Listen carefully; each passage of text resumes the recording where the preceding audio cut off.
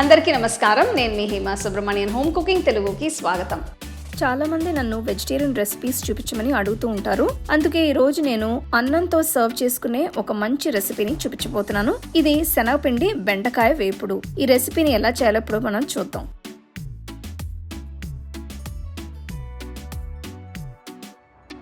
నేను ఈ రెసిపీ కోసం 1/2 కిలో బెండకాయల్ని తీసుకుంటున్నాను. వీటిని శుభ్రంగా కడిగి ఆరబెట్టాలి. బెండకాయల మీద అసలు తడి లేకుండా చూసుకోవాలి. అప్పుడే ఈ ఫ్రై బాగుంటుంది. లేకపోతే జిగురు బయటికి వచ్చి ఇది మామూలు కూరలానే ఉంటుంది. నేను వీటిని ఇలా ఒక క్లాత్ మీద పరిచి ఒక 5-10 నిమిషాలు అలానే వదిలేస్తున్నాను. వీటిని జస్ట్ అలా గాలికి ఆరనివ్వాలి. ఇంకేం చేయనవసరం లేదు. ఇప్పుడు పొడిగా ఉన్న బెండకాయలకి పైన ఉన్న తొడిని తీసేసి మధ్యలో ఒక చిన్న ఘాటు పెడుతున్నాను. ఇలా మధ్యలో ఘాటు పెట్టడం వల్ల బెండకాయల షేప్ ఇలానే ఉంటుంది.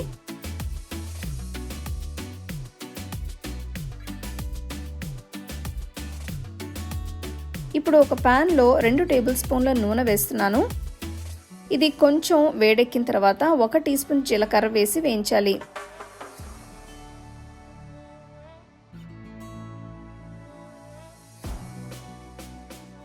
నెక్స్ట్ ఇందులో ఘాటులు పెట్టిన బెండకాయల్ని వేస్తున్నాను.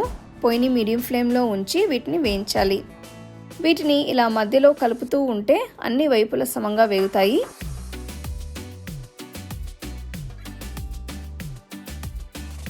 ఈ బెండకాయలన్నింటినీ సుమారుగా పావు గంట 20 నిమిషాల పాటు వేయించాలి. వీటిపైన మంచి గోల్డెన్ బ్రౌన్ కలర్ వచ్చిన తర్వాత ఇందులో 1/2 టీ స్పూన్ ఉప్పు, 1/2 టీ స్పూన్ పసుపు,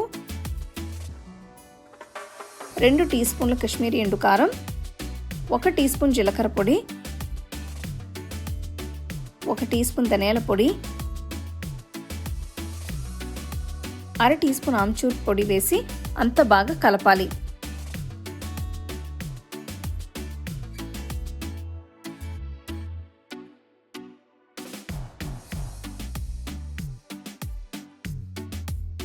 ఇప్పుడు నేను పావు కప్పు శనగపిండిని ఇందులో వేస్తున్నాను.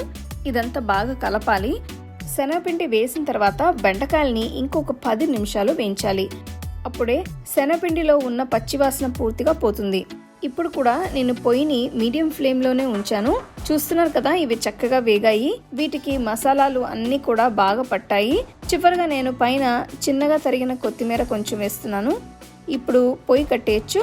అంతే, శనగపిండి బెండకాయ వేపుడు తయారైనట్టే. దీన్ని వేడిగా అన్నంలోకి కానీ చపాతీలో కానీ సర్వ్ చేసుకుంటే చాలా బాగుంటుంది. ఈ ఫ్రై చేయడానికి మీరు లేత బెండకాయల్ని వాడితే అద్భుతంగా ఉంటుంది. బెండకాయని రెగ్యులర్గా చేసే డీప్ ఫ్రై లాగా కాకుండా ఇలా చేసి చూడండి, చాలా టేస్టీగా ఉంటుంది. తప్పకుండా ఈ రెసిపీ మీరు ట్రై చేసి ఎలా ఉందో నాకు చెప్పండి.